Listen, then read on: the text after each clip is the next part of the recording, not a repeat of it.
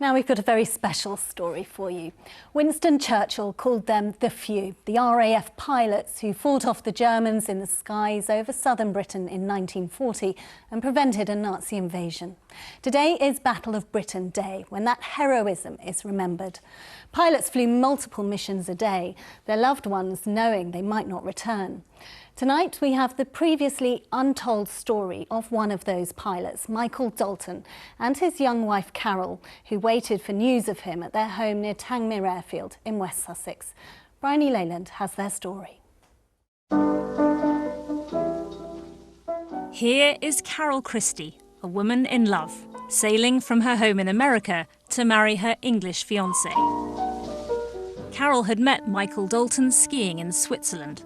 Opposites attracted. He tall and shy, she small and lively. They married in March 1939.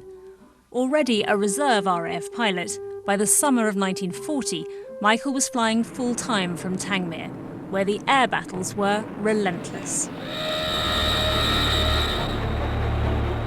The Germans just across the channel could be here in a very short time indeed, so they had the capability of mounting 4 or 5 raids a day. The fact that you'd engaged in combat, survived, came back to the airfield, which may have been in flames, landed, there was no take the rest of the day off. Your aircraft would be refueled, rearmed, and you started all over again. This rare colour footage shows Michael's squadron, 601, at Tangmere. Nicknamed the Millionaires Squadron, they had a reputation for the high life, but they were also formidable fighters. While Michael flew, Carol, now pregnant, was close by. The home they shared, part of Westfield House at Fontwell, still stands. It's being renovated after years of neglect. It was here Carol waited for news. We know how events unfolded here 80 years ago because of this letter which Carol Dalton sent home to her father in America. It describes how someone from the squadron came here to the cottage and told her he had bad news for her. There'd been a tremendous battle over the Thames estuary, and Michael was missing. Dearest Father, although I shall wait another 24 hours before telling his family and leaving here, I am sure that he is dead. I pray that he came down into the sea and that he will just vanish. I have no desire for the horror of bodies and funerals to come between me and my last happy memories of Michael, young and strong and confident. Don't waste grief on me. Remember that I have a child to look forward to and that I have had 18 months of wonderful happiness. And I am too proud of Michael to be sad in a petty way. Much love, Carol. Michael, who was 31, was not found. Carol returned to America to have their baby. Paul Dalton was born in April 1941. He now lives in Mexico. Hello, Paul. How are you? Nice to meet you, Bradley. Very nice to meet you. What did your mother tell you about your father? Well, she told me a great deal about him. It was all very, very warm-hearted stuff because that was the nature of my mother. They were desperately in love, which is lovely to hear. Above all, he was a gentleman. He was very kind, very shy about his height because he was the tallest man in the RAF, 6'8".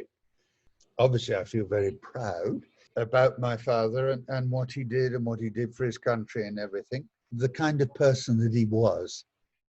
Carol returned to the UK, settling back in Sussex and remarrying in 1949. But the final chapter in Michael's story was yet to come.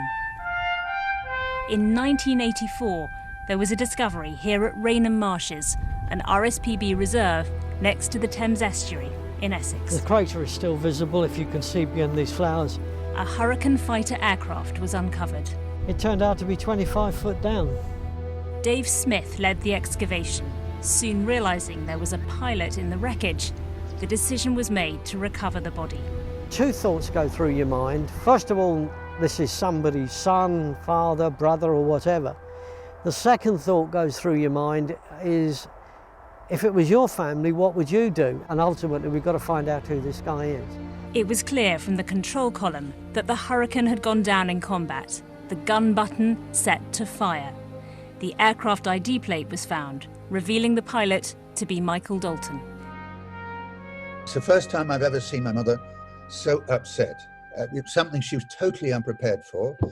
I needed to go not only just to help bury my father, but to help my mother through the crisis and everything. I was very, very happy and proud the fact that they'd found my father, and so the funeral was very, very moving.